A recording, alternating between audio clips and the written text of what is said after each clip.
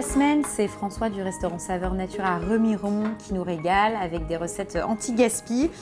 Quatrième recette de la semaine, donc avec des restes de poisson.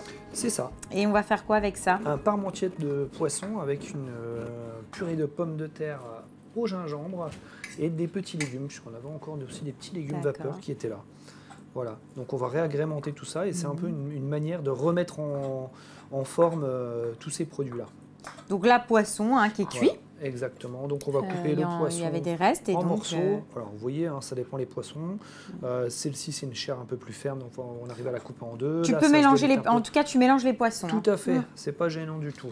Je vous rappelle, c'est de l'anti-gaspi. Le but n'est pas de dire je veux faire tel ou tel poisson. Ouais, c'est réutiliser et transformer des choses qu'on a déjà travaillées ou cuisinées. Exactement. Donc hop, tu coupes avec effectivement des morceaux pour qu'il reste de la mâche. Voilà, qu'il y ait de la mâche. Ensuite, tout ça, on va le mettre donc, dans un récipient et on va l'assaisonner.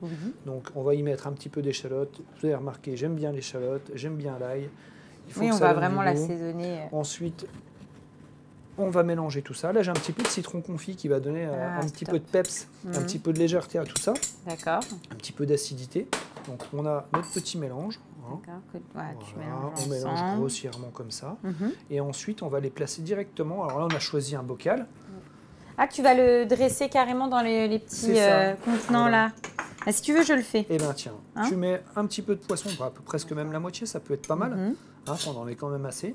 Et ensuite, on va se basculer sur la purée de pommes de terre. Bon, alors, même principe, des pommes de terre qu'on a récupérées, qu'il y avait dans mon frigo, cuites à la vapeur.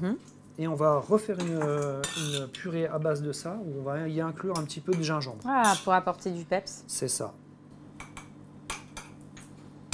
Donc là, tu as fait chauffer j'ai fait chauffer la crème avec le beurre, en fait, comme pour faire une purée de pommes de terre. Et je vais rajouter les pommes de terre qui sont déjà cuites dedans. Je vais les laisser chauffer un tout petit peu, parce que autrement, l'amidon qui se trouve dans la pomme de terre, s'il ne réchauffe pas, il va être tout élastique. Et on ne va pas avoir une belle purée de pommes de terre. Donc là, tu mets tes pommes de terre. Je mets mes pommes de terre dedans, en faisant attention de ne pas en mettre partout. Je laisse chauffer un petit peu. Voilà. Je vais avoir une purée qui est un peu purée grand-mère avec des morceaux très sympas.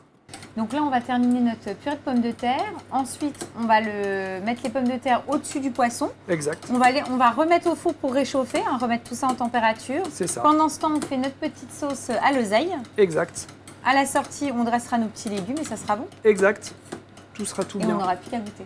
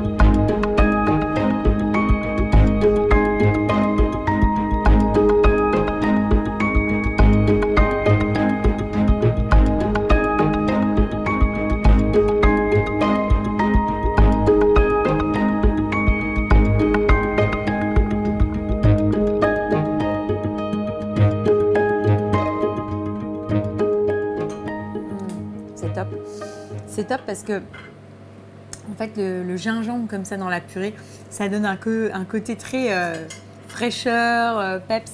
Et la petite sauce à l'oseille, c'est très très bon. Et puis voilà, on est sur un basique, association pommes de terre, poisson, petits légumes, ça fonctionne bien. Mais j'aime beaucoup le fait de l'avoir dressé comme ça. Dans une verrine comme ça. Ça change sympa. Un peu, ça habille le plat, ça lui donne une certaine constance et c'est sympa. On va terminer donc sur une petite note sucrée, un dessert. Exactement. On va partir sur des pommes caramélisées et on va transformer les yaourts qu'on n'arrive pas à terminer dans le frigo en mousse sympathique.